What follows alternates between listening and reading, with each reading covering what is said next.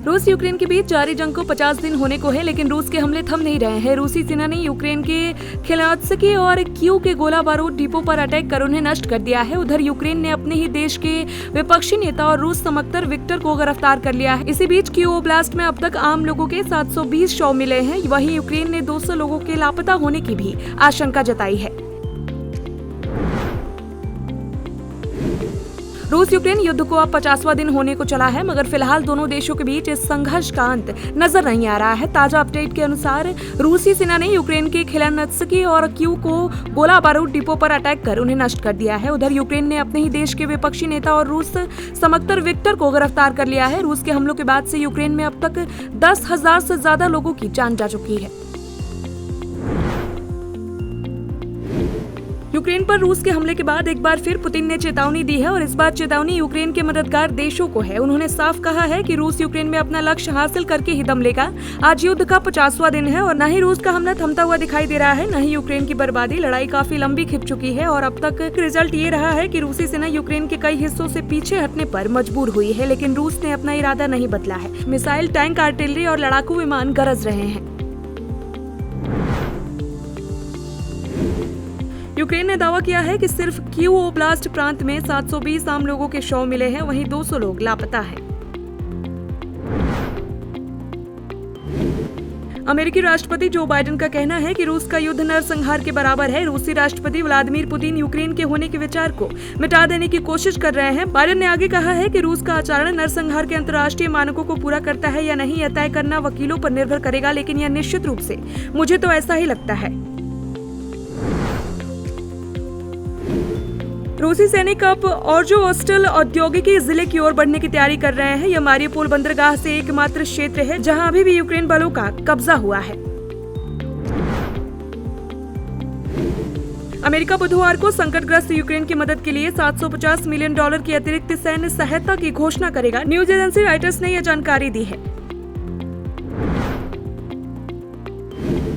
German अखबार der Spiegel के अनुसार जर्मनी में यूक्रेन के राजदूत एंड्री मेनिकल ने कहा है कि कीव को भारी हथियार मुहैया कराने के लिए बातचीत के लिए जर्मन चांसलर ओलाफ स्कॉल्ज का स्वागत करने में बहुत खुशी होगी। इससे पहले जर्मन अखबार बिल ने दावा किया था कि कीव ने पिछले दिनों रूस के साथ घनिष्ठ संबंधों के चलते जर्मनी राष्ट्रपति फ्रैंक वॉल्टर स्पीनियर की यात्रा को खारिज कर दिया है।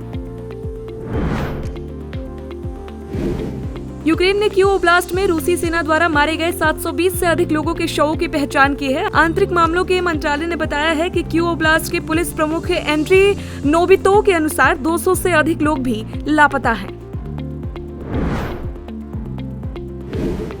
रूस ने पश्चिमी लिपेत्स्क ओब्लास्ट हवाई क्षेत्र में विमान जमा किए हैं। आरएफए और आरएल द्वारा देखी गई सैटेलाइट इमेजरी के अनुसार रूस ने लिपेत्स्क 2 सैन्य हवाई अड्डों पर लड़ाकू विमान की संख्या मार्च के अंत से दोगुनी होकर 30 से अधिक हो गई है।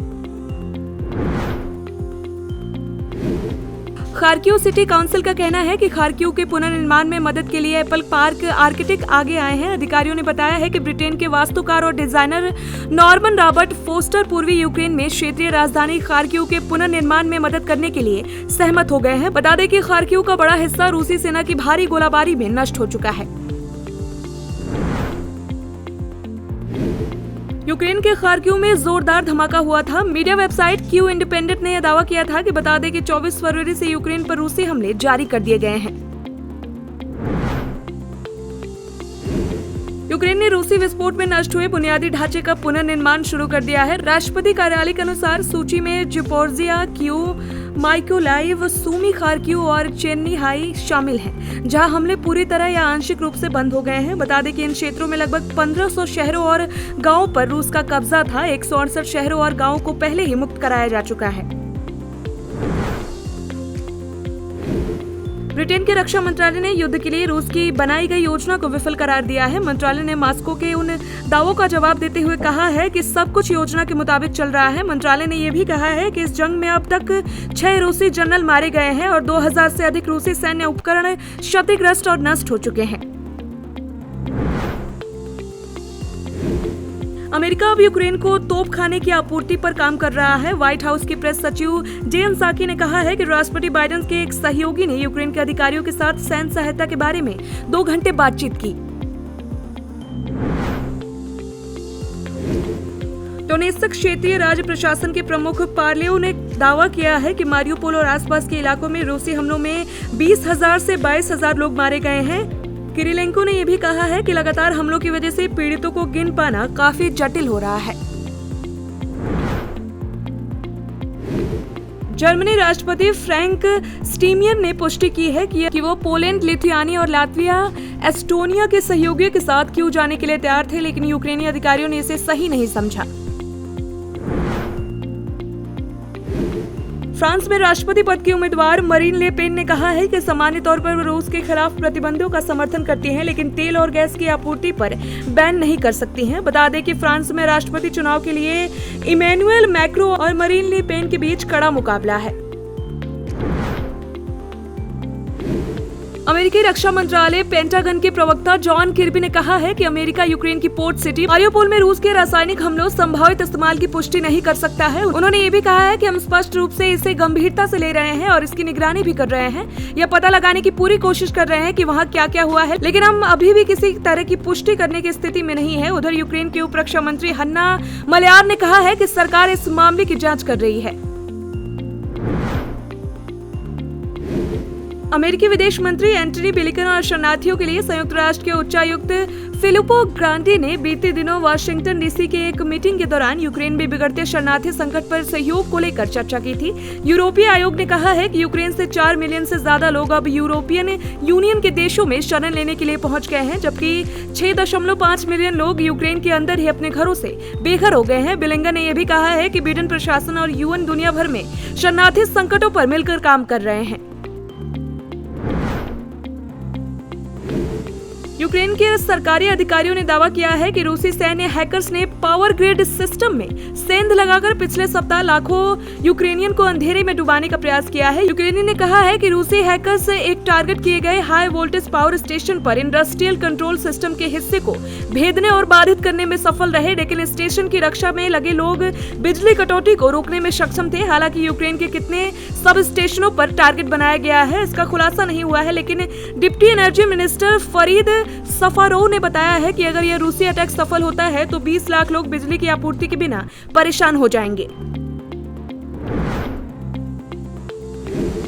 रूस यूक्रेन युद्ध के बीच रासायनिक हथियारों के इस्तेमाल की आशंका को लेकर अमेरिकी कांग्रेस के सदस्य जेसन क्रो ने कहा है कि हमारी तरफ से बहुत साफ है कि रासायनिक हथियारों का इस्तेमाल बर्दाश्त नहीं किया जाएगा।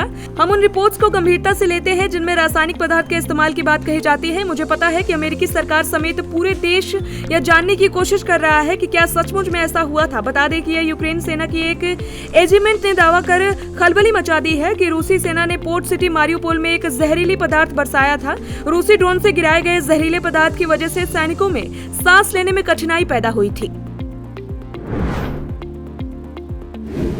यूक्रेन के राष्ट्रपति व्लादिमीर जेलेंस्की ने दावा किया है कि रूस अब रासायनिक हथियारों का इस्तेमाल कर सकता है। जेलेंस्की का दावा है कि पोर्ट सिटी मारियुपोल पर नए सिरे से अटैक के लिए अब रूसी सैनिक पूर्वी डोनाबास इलाके में जमा होने लगे हैं। रूसी राष्ट्रपति व्लादिमीर पुतिन के करीबी और यूक्रेन के विपक्ष के नेता विक्टर मेदवेदेवचुक को यूक्रेनी खुफिया एजेंसियों ने गिरफ्तार कर लिया है। विक्टर के नेतृत्व वाले दल ओपोजिशन प्लेटफॉर्म फॉर लाइफ के पास 450 सदस्यीय यूक्रेनी संसद में 44 सीटें हैं।